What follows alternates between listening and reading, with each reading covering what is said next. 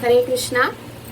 കൃഷ്ണ കഥാമൃതം ഭാഗവത ശ്രവണം എന്ന ഈ ഗ്രൂപ്പിലേക്ക് ഇന്ന് നമ്മളോടൊപ്പം പങ്കെടുത്തുകൊണ്ടിരിക്കുന്ന സൂം കോളിൽ നമ്മളോടൊപ്പം പങ്കെടുത്തുകൊണ്ടിരിക്കുന്ന എല്ലാവർക്കും നമസ്കാരം. എല്ലാവർക്കും എൻ്റെ ഇന്ന് വളരെ മനോഹരമായിട്ടുള്ള ഒരു ദിവസമാണ്. കാരണം നമ്മൾ ശ്രീമദ് ഭാഗവതത്തിൻ്റെ ശ്രവണം ആദ്യമായിട്ട് തുടങ്ങുന്ന ദിവസമാണ്. നിങ്ങളെല്ലാവരും ശ്രീമദ് ഭാഗവതം കേട്ടിട്ടുണ്ടാവും. നമ്മൾ കൊച്ചിലെ മുതലേ ശ്രീമദ് ഭാഗവതം എന്ന് പറയുന്നത് കേട്ടിട്ടുണ്ട്. നമ്മൾ ഹിന്ദുക്കളുടെ വീടുകളിലെല്ലാം ശ്രീമദ് ഭാഗവതം മിക്കവാറും അമ്മൂമ്മമാരൊക്കെ ഉരുവിട്ടുകൊണ്ടിരിക്കുന്നതാണ്. എഴുത്തച്ഛൻ്റെ കിളിപ്പാട്ട് ആണ് യൂഷ്വലി നമ്മൾ പഠിച്ചുകൊണ്ടിരുന്നത്. നമ്മളെല്ലാവരും കുട്ടികളായിരുന്നപ്പോൾ കേട്ടിട്ടും ഉണ്ടാകും. പക്ഷേ നമുക്കറിയാം, പരീക്ഷിത് മഹാരാജാവിനെ അറിയാം, ശുകദേവ ഗോസ്വാമിയെ അറിയാം, എല്ലാവരെയും മിക്കവാറും ഒക്കെ പരിചയമുണ്ട്. പല പല കഥകളും നമ്മൾക്ക് ഏറ്റവും കൂടുതൽ അറിയാവുന്നത് പ്രഹ്ലാദ മഹാരാജാവിനെയും നരസിംഹമൂർത്തിയെയും പിന്നെ രാമചന്ദ്രമൂർത്തിയെയും ഒക്കെ ആയിരിക്കും. പക്ഷേ നമ്മൾ ആരും അതിനെ ഒരു സീരിയസ് ആയിട്ട്, അതായത് സീരിയസ് എന്ന് പറഞ്ഞു കഴിഞ്ഞാൽ കഴിഞ്ഞിട്ടുണ്ടെങ്കിൽ നമ്മൾ എല്ലാവരും പ്രഭു എല്ലാരെയും ഒന്ന് മ്യൂട്ട് ചെയ്യാമോ?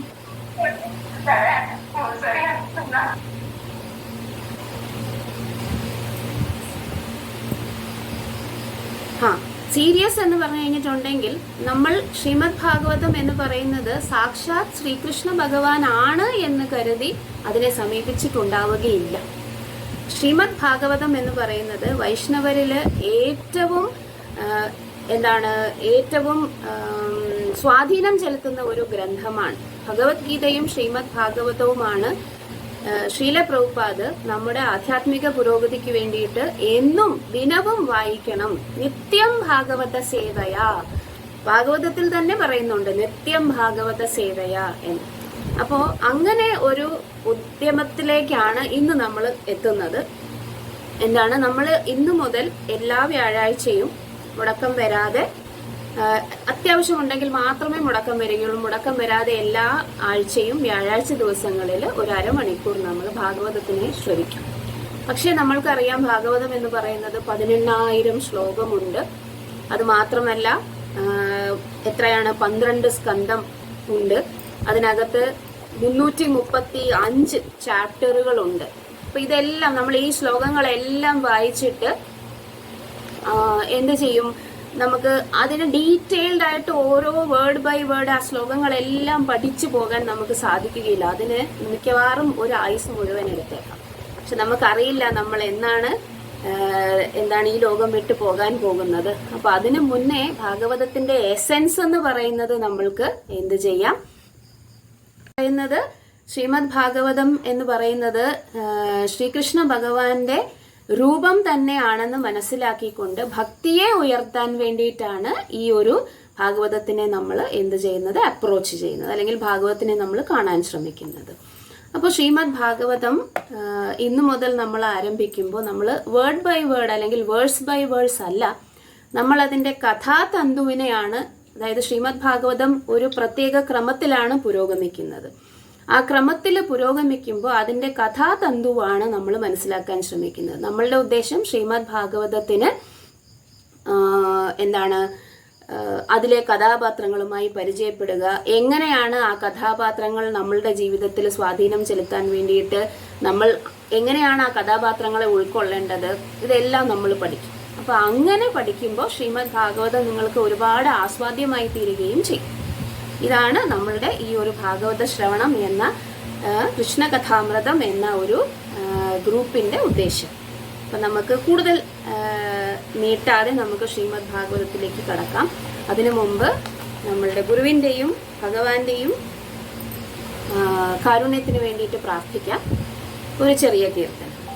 ജയ രാധമാധവ കുഞ്ച ബിഹാരി गोपी जन वल्लभ गिरिवरधारी जय राधा माधव कुंज बिहारी गोपी जन वल्लभ गिरिवरधारी यशोदानंदन व्रज जनरंजन यशोदानंदन व्रजजनरञ्जना जमुनातीरवनचारि हरे कृष्णा कृष्ण कृष्ण हरे हरे हरे राम राम राम हरे हरे जय कृष्ण बलराम कृष्ण बलराम जय कृष्ण बलराम जय गौरनिताय गौरनिताय जय गौरनिताय जय जय प्रभुपाद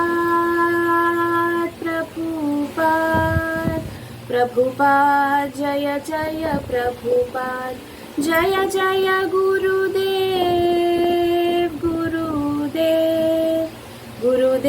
जय जय गुरुदेव।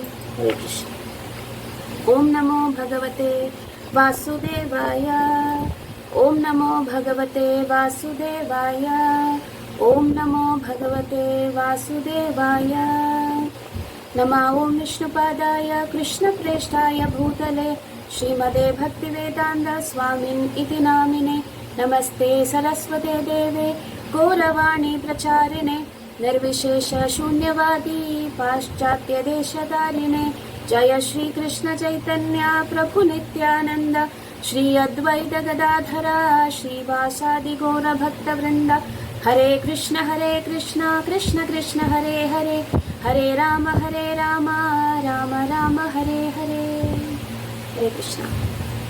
ശ്രീമദ് ഭാഗവതം ഒന്നാമത്തെ ക്യാൻറ്റോ എന്ന് പറയുന്നത് നമുക്ക് ഒരു 19 ചാപ്റ്റർ ഉണ്ട് അതിനകത്ത്. ശ്രീമദ് ഭാഗവതത്തിലെ ഒന്നാമത്തെ ക്യാൻറ്റോയിൽ 19 ചാപ്റ്റേഴ്സ് ഉണ്ട്. അതിൽ ആദ്യം ശ്രീമദ് ഭാഗവതത്തിൽ പറയുന്നത് ശ്രീമദ് ഭാഗവതത്തിന്റെ തന്നെ ഹിസ്റ്ററിയാണ്. അതായത് ഒരു ഗ്രന്ഥം എന്ന് പറയുന്നതിന് അതിനൊരു ഗ്രന്ഥകർത്താവുണ്ട്.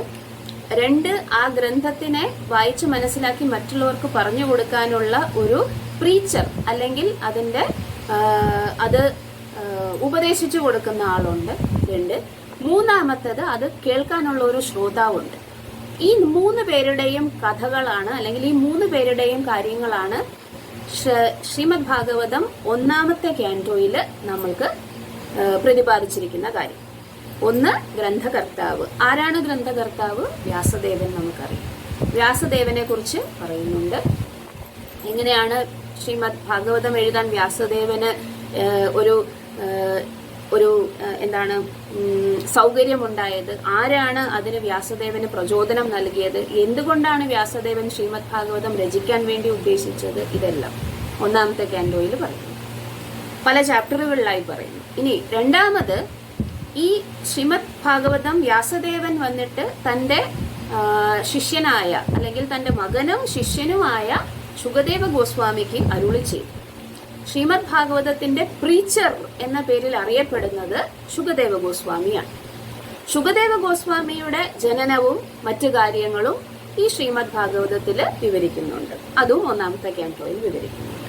മൂന്നാമത് ഇതിന്റെ ശ്രോതാവ് എന്ന പേരിൽ അറിയപ്പെടുന്നത് ആരാണ്? പരീക്ഷിത് മഹാരാജാവാണ്. പരീക്ഷിത് മഹാരാജാവിന്റെ ജനനം വളരെയധികം പ്രധാനപ്പെട്ടതാണ്. കാരണം പരീക്ഷിത് മഹാരാജാവ് സ്വന്തം ജനനത്തിന് മുമ്പേ തന്നെ ഭഗവാനെ കണ്ട വ്യക്തിയാണ്. അങ്ങനെയുള്ള പ്രത്യേക അല്ലെങ്കിൽ വളരെ ഇമ്പോർട്ടന്റ് ആയിട്ടുള്ള ഒരു വ്യക്തിത്വമാണ് നമ്മളുടെ പരീക്ഷിത് മഹാരാജാവിന്റെ.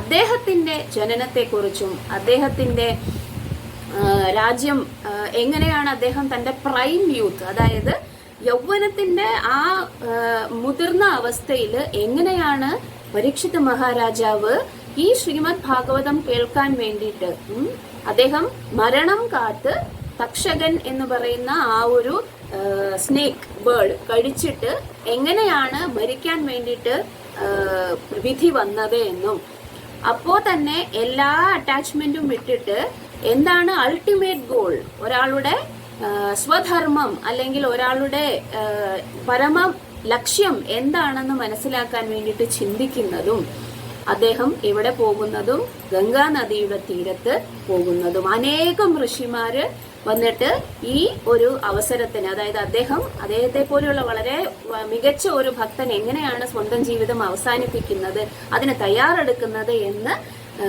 ശ്രവിക്കാൻ വേണ്ടിയിട്ട് ഒരുപാട് ഋഷിമാരൊക്കെ ഉണ്ടായിരുന്നു. ആ സമയത്ത് എങ്ങനെയാണ് ശുകദേവ ഗോസ്വാമി അവിടെ വരുന്നത് എന്ന്, കാരണം ഈ പരീക്ഷിത് മഹാരാജാവിന്റെ മുഴുവൻ കഥയും വന്നിട്ട് ശ്രീമദ് ഭാഗവതത്തിലെ ആദ്യത്തെ ഒരു ക്യാൻഡോയിൽ പറയും. അവസാനം എങ്ങനെയാണ് ശുകദേവ ഗോസ്വാമിയും പരീക്ഷിത് മഹാരാജാവും കൂടി കണ്ടുമുട്ടുന്നത് എന്നും, ശുകദേവ ഗോസ്വാമി പരീക്ഷിത് മഹാരാജാവിനോട് എങ്ങനെയാണ് ശ്രീമദ് ഭാഗവതം പറയാൻ വേണ്ടി ആരംഭിക്കുന്നത് എന്നുമാണ് ഒന്നാമത്തെ ക്യാൻഡോയിൽ പ്രതിപാദിച്ചിരിക്കുന്നത്. ഇത് ഈ 19 ചാപ്റ്ററുകളിലായി ക്രമമായിട്ടാണ് ഭാഗവതത്തിൽ വിവരിക്കുന്നത്. അപ്പോ ഒന്നാമത്തെ ക്യാൻഡോയില് അത് മാത്രമല്ല, ഈ ശ്രീമദ് ഭാഗവതം പരീക്ഷിത് മഹാരാജാവ് ശ്രവിച്ചതിന് ശേഷം ശുകദേവ ഗോസ്വാമി പരീക്ഷിത് മഹാരാജാവിന് അദ്ദേഹത്തിന് പറഞ്ഞു കൊടുത്തു. അദ്ദേഹത്തിന്റെ ജീവിതത്തിന്റെ ലക്ഷ്യം പൂർത്തിയായി. അദ്ദേഹം തിരികെ അതായത് ഭഗവാന്റെ ധാമത്തിലേക്ക് പോയി. അതിനുശേഷം ഒരുപാട് പരമ്പര വഴിയാണ് ജ്ഞാനം വരുന്നത്. അതുകൊണ്ട് തന്നെ ആ സദസ്സിലുണ്ടായിരുന്ന ശുകദേവ ഗോസ്വാമിയുടെ സദസ്സിലുണ്ടായിരുന്ന മഹർഷിമാരിൽ ഒരുവനായ സൂത ഗോസ്വാമി എന്ത് ചെയ്യുന്നു, ശ്രീമദ് ഭാഗവതത്തിന് വീണ്ടും വന്നിട്ട് നൈമിഷാരണ്യത്തിൽ ലോകത്തിന്റെ നന്മയ്ക്കു വേണ്ടി ഒരു യാഗം ചെയ്യാൻ വേണ്ടി ഒത്തുകൂടിയ അനേകം ഋഷിമാർ, ശൗനകാദികൾ, അതായത് ശൗനക ഋഷിയാണ് അതിൽ ഏറ്റവും മുതിർന്ന, ഏറ്റവും അവരുടെ എല്ലാം നേതൃത്വം വഹിക്കുന്ന വ്യക്തി. അദ്ദേഹം സൂത ഗോസ്വാമിയിൽ നിന്നും ഇത് കേൾക്കും. അപ്പൊ വ്യാസദേവൻ, ശുകദേവ് ഗോസ്വാമി, അതിനുശേഷം സൂത ഗോസ്വാമിയിൽ നിന്നും ശൗനക ഋഷികൾ. ഇതാണ് ഈ പരമ്പര എന്ന് പറയുന്നത്. അതായത് ശ്രീമദ് ഭാഗവതം കൈവന്ന പരമ്പര അല്ലെങ്കിൽ കടന്നു വന്ന പരമ്പര. ഈ നൈമിഷാരണ്യത്തിലെ മുനിമാരുടെ ചോദ്യങ്ങളും ഉത്തരങ്ങളുമാണ് ഈ ഫസ്റ്റ് ക്യാൻഡോയില് വിവരിക്കുന്നത്.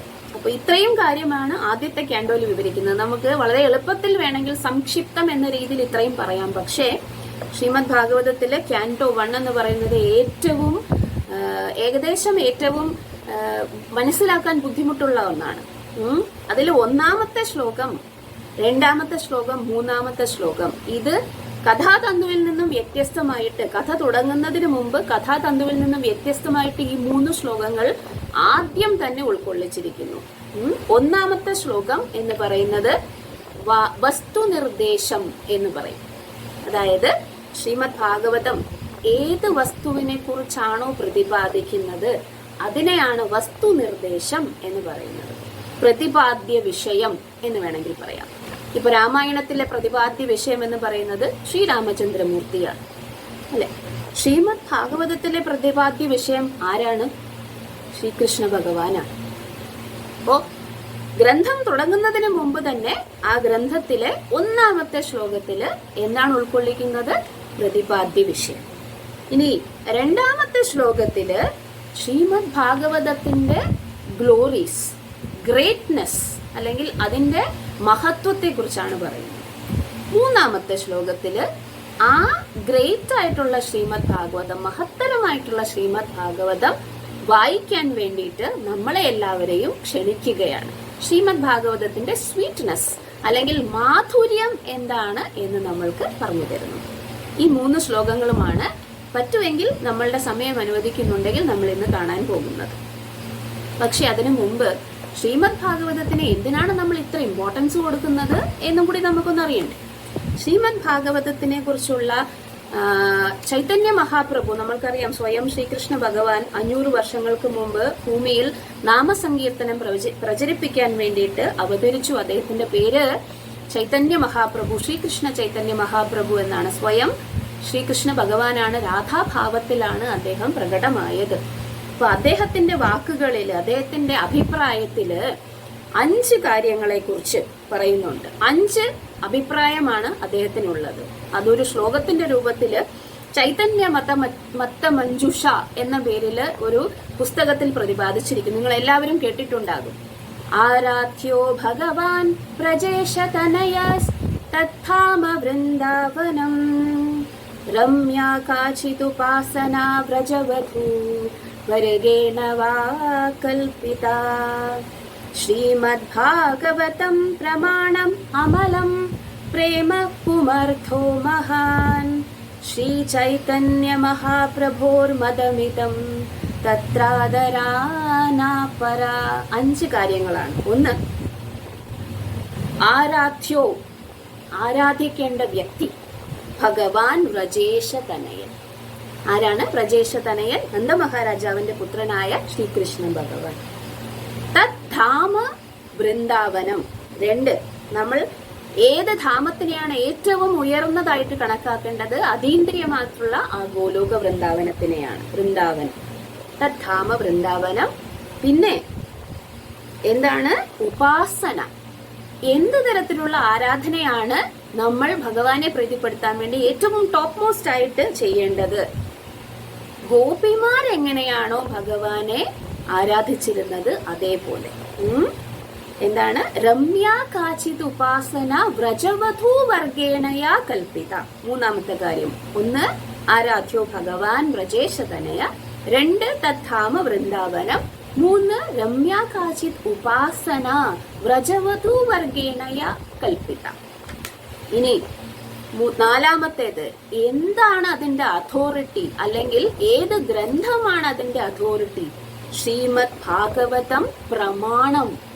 പ്രമാണം എന്ന് പറഞ്ഞു കഴിഞ്ഞാൽ അതിന്റെ അതോറിറ്റി അല്ലെങ്കിൽ പ്രമാണം. നമ്മൾ എല്ലാത്തിനെയും എന്തിനാണെങ്കിലും അവസാന വാക്ക് എന്ന് പറയില്ലേ, അതിനാണ് പ്രമാണം എന്ന് പറയുന്നത്.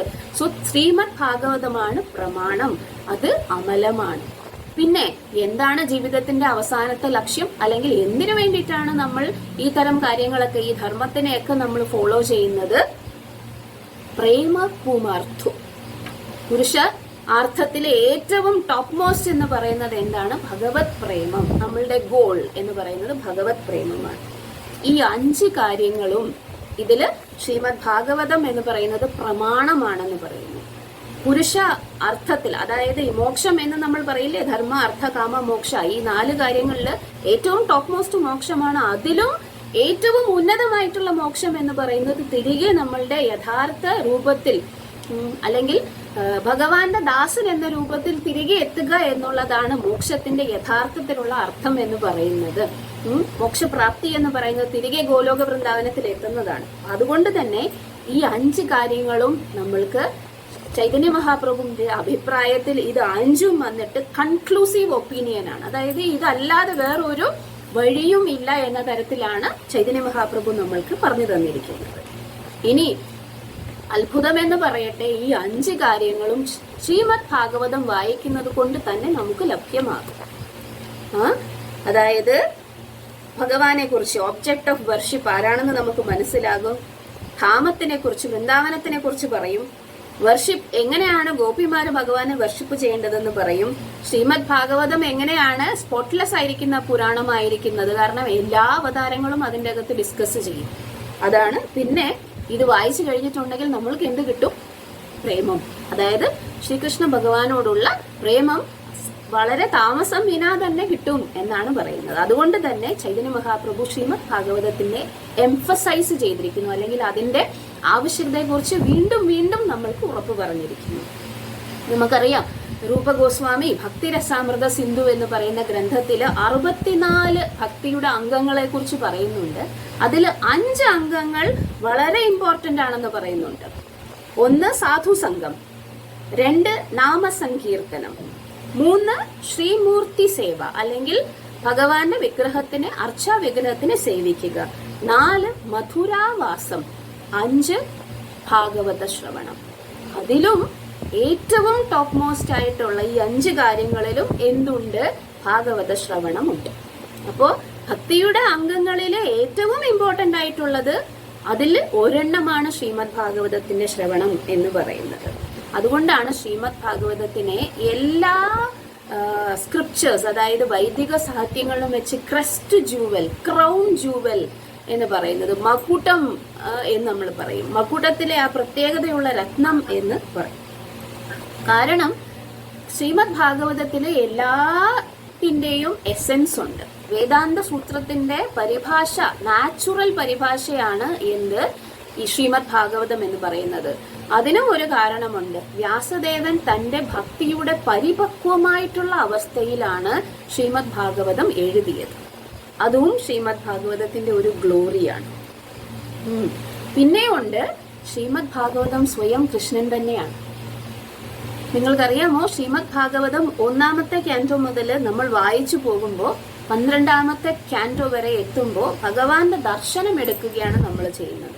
എങ്ങനെയാണ് നമ്മൾ ഭഗവാന്റെ ദർശനം എടുക്കുന്നത്? കാൽപാദം, പിന്നെ മുട്ട്, പിന്നെ തുടഭാഗം, പിന്നെ അര, നാഭി, മേലേക്ക് പോകുമ്പോൾ നെഞ്ച്, കൈകൾ, കഴുത്ത്, മുഖം, പിന്നെ ശിരസ്. ഇങ്ങനെയാണ് നമ്മൾ ഭഗവാന്റെ ദർശനം എടുക്കുന്നത്. പാദത്തിൽ നിന്നുമാണ് നമ്മൾ തുടങ്ങുന്നത്.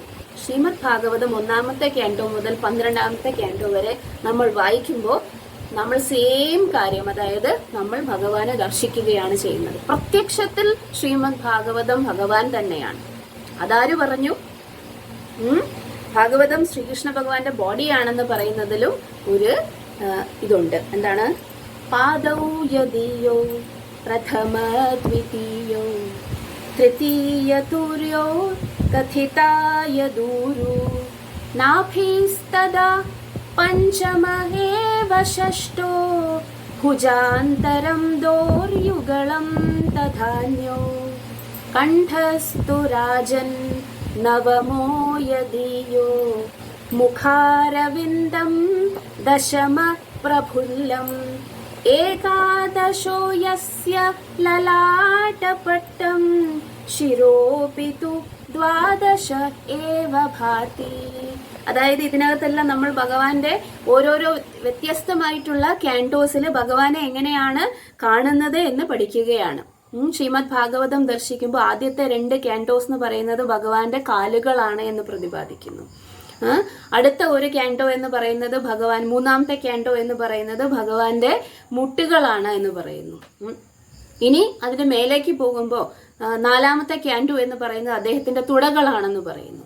5ാമത്തെ ക്യാൻറ്റോ നമ്മൾക്കറിയാം, 5ാമത്തെ ക്യാൻറ്റോയിൽ എന്താണ്? സർഗത്തിനെ കുറിച്ചാണ്. വിവിധ തരത്തിലുള്ള ഭൗതിക ലോകങ്ങൾ എങ്ങനെയാണ്, പ്രപഞ്ചം എങ്ങനെയാണ് സൃഷ്ടിക്കപ്പെടുന്നത്. യഥാർത്ഥത്തിൽ അദ്ദേഹത്തിന്റെ നാഭിയെയാണ്, അല്ലെങ്കിൽ അദ്ദേഹത്തിന്റെ അബ്ഡോമൻ, വയറിനെയാണ് ആ 5ാമത്തെ സ്കന്ധം കാണിക്കുന്നത്.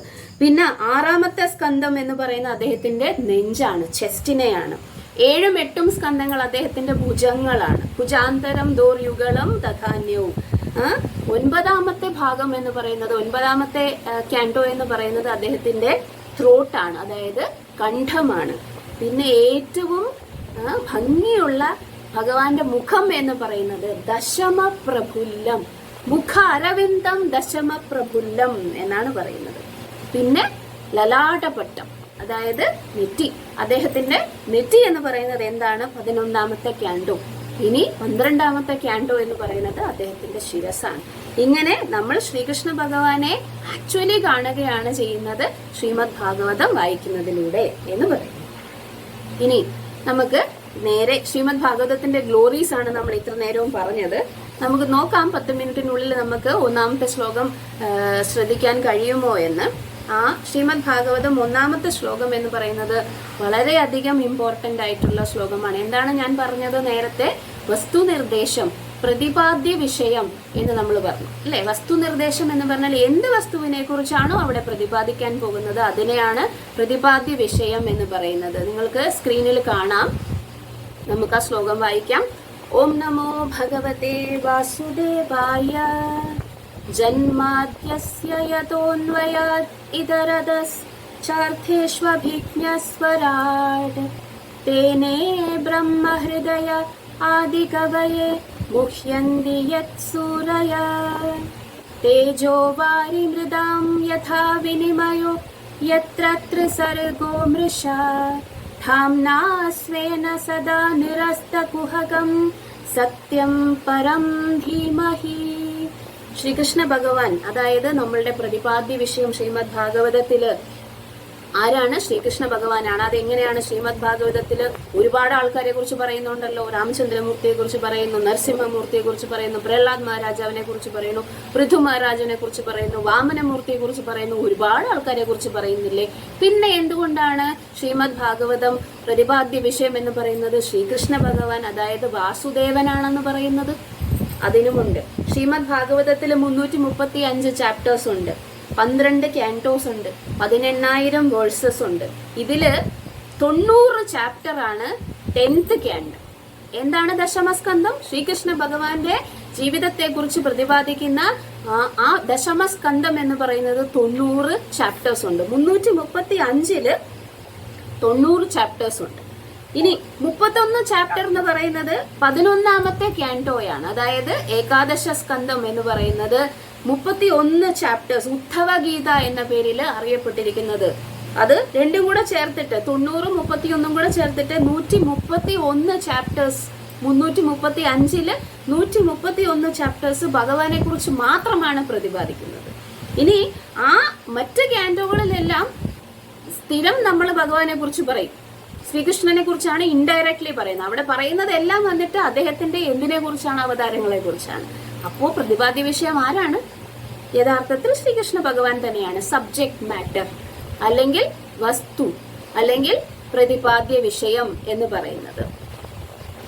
അപ്പോ ആ ഒന്നാമത്തെ ഈ ശ്ലോകത്തില് നിങ്ങൾക്കറിയാം, ഈ ശ്ലോകം വളരെയധികം ഡീപ്പാണ്, ഫിലോസഫിക്കലാണ്, തത്വചിന്തയാണ്. ഇതിന്റെ ഏറ്റവും ഡീപ്പായിട്ടുള്ള ഫിലോസഫി പറയുക എന്ന് പറയുന്നത് എന്നെ കൊണ്ട് സാധിക്കുന്നതല്ല. കാരണം വിശ്വനാഥ ചക്രവർത്തി ഠാക്കൂർ എന്ന് പറയുന്ന മഹാ ആചാര്യൻ 5 തരത്തിലാണ് ഈ ഒരു ശ്ലോകത്തെ വിവരണിച്ചിരിക്കുന്നത്. ശ്രീല പ്രഭുപാദ് ഇതിന് ഒരു 10 പേജ് കമന്ററിയാണ് അതിനകത്ത് എഴുതിയിരിക്കുന്നത്. പക്ഷെ ഇത് നമ്മൾക്ക് വായിച്ച് മനസ്സിലാക്കുക, ഇതിന്റെ ഓരോ ചെറിയ ചെറിയ ഭാഗങ്ങളും മനസ്സിലാക്കുക എന്ന് പറയുന്നത് അസംഭവ്യമാണ്. നമ്മളുടെ കണ്ടീഷൻ എന്ന് പറയുന്നത് നമ്മൾ ആരാണ്? നിയോഫൈറ്റ്സ് ആണ്, തുടക്കക്കാരാണ്. അതുകൊണ്ട് തന്നെ നമുക്ക് ഇതിന്റെ സംക്ഷിപ്തം എന്താണെന്ന് മനസ്സിലാക്കാം. ഇതിന്റെ സംക്ഷിപ്തം വസ്തുനിർദ്ദേശം അല്ലെങ്കിൽ പ്രതിപാദ്യ വിഷയം 7 ക്യാരക്ടറിസ്റ്റിക്സ് ശ്രീകൃഷ്ണ അതായത് വാസുദേവൻ എന്ന് പറയുന്ന പ്രതിപാദ്യ വിഷയം ആരാണ് എന്ന് ഇതിനകത്ത് 7 ക്യാരക്ടറിസ്റ്റിക്സ് ആണ് പറയുന്നത്. അതാണ് ഈ ശ്ലോകത്തിൽ നിങ്ങൾക്ക് കാണാൻ പറ്റുന്നത്. അത് നമുക്ക് നോക്കാം. എന്താണ് 7 ക്യാരക്ടറിസ്റ്റിക് എന്ന് പറയുന്നത്? ഒന്ന്, ഓം നമോ ഭഗവതേ വാസുദേവായ. ആരാണ് ഇതിന്റെ പ്രതിപാദ്യ വിഷയം എന്ന് ആദ്യമേ പറഞ്ഞു കഴിഞ്ഞു. വാസുദേവനാണ്. വാസുദേവന് ഞാൻ നമസ്കാരം ചെയ്യുകയാണ് എന്ന് പറയുന്നു. ഇനി മുതലാണ് 1 2 3 അങ്ങനെ 7 തരത്തില് ഈ ഭഗവാന്റെ വന്നിട്ട് 7 ക്യാരക്ടറിസ്റ്റിക്, പരമസത്യത്തിന്റെ അബ്സല്യൂട്ട് ട്രൂത്ത് അല്ലെങ്കിൽ പരമസത്യത്തിന്റെ 7 ക്യാരക്ടറിസ്റ്റിക്സ് വന്നിട്ട് പറയുന്നത്. ഒന്നാമത്തത് ജന്മാദ്യസ്യ യതോ എന്ന് പറഞ്ഞു കഴിഞ്ഞാൽ ജന്മം ആദിയായ, ജന്മം എന്ന് പറഞ്ഞാൽ സൃഷ്ടി, ആദിയായ എന്ന് പറഞ്ഞാൽ സൃഷ്ടി സ്ഥിതി സംഹാരം. അസ്യ അതായത് പ്രപഞ്ചത്തിലെ ജന്മ ആദിയായ എല്ലാത്തിൻ്റെയും സൃഷ്ടി സ്ഥിതി സംഹാരം എല്ലാത്തിൻ്റെയും കാരണം എന്ന് പറയുന്നത് ഈ വാസുദേവനാണ്. അതാണ് ജന്മാദ്യസ്യ യതോ എന്ന ആ പദത്തിന്റെ അർത്ഥം. അതെങ്ങനെയാണ്? ശ്രീകൃഷ്ണ ഭഗവാൻ തന്റെ ഗുണാവതാരമായ ബ്രഹ്മ വിഷ്ണു മഹേശ്വര, വാസുദേവൻ തന്റെ ബ്രഹ്മ വിഷ്ണു മഹേശ്വര ഗുണ അവതാരങ്ങളിൽ കൂടെയാണ് ഈ 3 കാര്യങ്ങളും നിയന്ത്രിക്കുന്നത് അല്ലെങ്കിൽ ഈ 3 കാര്യങ്ങൾക്കും കാരണമായി ഭവിക്കുന്നത്. ഇതിനെക്കുറിച്ച് നമ്മൾ ഡീറ്റെയിൽഡ് ആയിട്ട് ഡിസ്കസ് ചെയ്യും. ഇപ്പോൾ ഈ ശ്ലോകത്തിൽ വരുന്ന കാര്യങ്ങൾ മാത്രം നമ്മൾ പറയും. 1 ഗുണാവതാരങ്ങൾ, 3 സത്വഗുണം രജോ ഗുണം തമോ ഗുണത്തിന്റെ അധിപന്മാരായി പ്രവർത്തിച്ചുകൊണ്ട് ഈ 3 ഗുണാവതാരങ്ങളും ബ്രഹ്മ വിഷ്ണു മഹേശ്വര ഇവർ എന്ത് ചെയ്യുന്നു? ഈ സൃഷ്ടി സ്ഥിതി സംഹാരം ഇതിന് കാരണമായി ഭവിക്കുന്നു ഇൻഡയറക്ട്ലി. അതുകൊണ്ട് വാസുദേവനാണ് ഈ ജന്മാദി ആയ എല്ലാത്തിന്റെയും കാരണം. 2 അന്വയ ഇതരത ചാർത്ഥേഷു അഭിജ്ഞ എന്ന് വെച്ചാൽ, അഭിജ്ഞ എന്നതിന്റെ അർത്ഥം എന്താണ്? പ്രത്യക്ഷത്തിലും പരോക്ഷത്തിലും ഈ പ്രപഞ്ചത്തെ കുറിച്ച് എല്ലാം അറിയുന്നവനാണ് ഭഗവാൻ. അഭിജ്ഞ എന്നതിന്റെ അർത്ഥം അദ്ദേഹമാണ് കാരണം, അദ്ദേഹമാണ് പ്രത്യക്ഷത്തിലും പരോക്ഷത്തിലും ഈ പ്രപഞ്ചത്തിനെ കുറിച്ച് എല്ലാം അറിയുന്നവനാണ് ഭഗവാൻ. 2 3 സ്വരാട്ട്. എന്താണ് സ്വരാട്ട് എന്നതിന്റെ അർത്ഥം? അദ്ദേഹം ഒന്നിനെയും ഡിപ്പെൻഡ് ചെയ്തിട്ടല്ല, അല്ലെങ്കിൽ ഒന്നിനെയും ആശ്രയിച്ചല്ല ഇരിക്കുന്നത്. ഈ പരമസത്യം എന്ന് പറയുന്നത് സ്വയം എന്താണ്, ഇൻഡിപെൻഡന്റ് അല്ലെങ്കിൽ സ്വതന്ത്രനാണ്, സർവസ്വതന്ത്രനാണ്. ആരും അദ്ദേഹത്തിനെ നിയന്ത്രിക്കുകയോ അല്ലെങ്കിൽ ആരുടെയും നിയന്ത്രണത്തിനനുസരിച്ച് പ്രവർത്തിക്കുകയോ ചെയ്യുന്നതല്ല ഈ പരമസത്യം എന്ന് പറയുന്നു. ജന്മാദ്യസ്യത ഇതരതശ്ചാർത്ഥേഷു അഭിജ്ഞ സ്വരാട്ട്. ഇനി നാലാമത് തേനേ ബ്രഹ്മഹൃദയ ആദികവയേ. എന്താണ് തേനേ ബ്രഹ്മഹൃദയ ആദികവയേ എന്ന് പറഞ്ഞു കഴിഞ്ഞാൽ, വൈദിക സാഹിത്യത്തെ അല്ലെങ്കിൽ വൈദിക ജ്ഞാനത്തെ ആദ്യമായി ബ്രഹ്മദേവന്, ആദി കവി എന്ന് പറയുന്നത് ബ്രഹ്മദേവനാണ്. ആദ്യമായി സൃഷ്ടിക്കപ്പെട്ട ജീവാത്മാവും ആരാണ്? ബ്രഹ്മദേവനാണ്. അദ്ദേഹത്തിന് വൈദിക ജ്ഞാനം പകർന്നു കൊടുത്തത് ആരാണ്? വാസുദേവനാണ്, അല്ലെങ്കിൽ പരമസത്യമാണ്. അഞ്ചാമത്തേത് മുഹ്യന്തിയത് സൂരയഃ. എന്താണ് അതിന്റെ അർത്ഥം?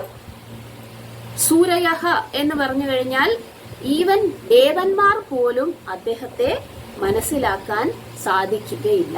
അതായത് അചിന്ത്യനാണ് അദ്ദേഹം. മുഹ്യന്തി യത് സൂരയഃ എന്ന് പറഞ്ഞു കഴിഞ്ഞാൽ ആ പരമസത്യത്തെ മനസ്സിലാക്കാൻ ഈവൻ ദേവന്മാരെ പോലെ ഉയർന്ന തരത്തിലുള്ള ജീവജാലങ്ങൾക്ക് പോലും അല്ലെങ്കിൽ ലിവിങ് എൻറ്റിറ്റീസിന് പോലും പറ്റുകയില്ല എന്നുള്ളതാണ്. ഇനി അത് എന്തുകൊണ്ടാണ് പറ്റാത്തത്? അവരെല്ലാവരും ഈ പ്രപഞ്ചത്തിന്റെ മായാ ലോകത്തില് വന്നിട്ട് ത്രിഗുണങ്ങൾക്ക് അടിമപ്പെട്ടിരിക്കുന്നവരാണ്. അതിനെ കാണിക്കാനാണ് അടുത്ത പാർട്ട്. തേജോ വാരിമൃതാം യഥാ വിനിമയോ.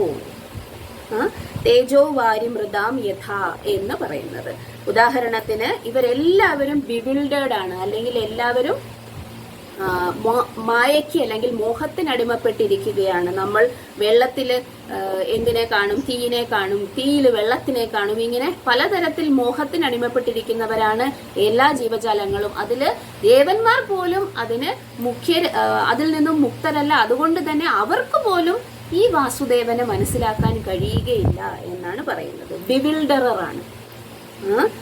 പിന്നെ ഈ പ്രപഞ്ചത്തെ അദ്ദേഹത്തിന്റെ, അതായത് ശ്രീ വാസുദേവന്റെ സ്ഥാനത്ത് നിന്ന് നോക്കുമ്പോൾ ഈ പ്രപഞ്ചം എന്ന് പറയുന്നത് താൽക്കാലികമാണ്. പക്ഷേ നമ്മൾ ഇതിനെ എന്തായി കാണുന്നു? സത്യമായി കാണുന്നു, ഫാക്ച്വലായി കാണുന്നു, യഥാർത്ഥമായി കാണുന്നു. അതാണ് വിനിമയോ യത്ര ത്രിസർഗോ മൃഷ എന്നതിന്റെ അർത്ഥം.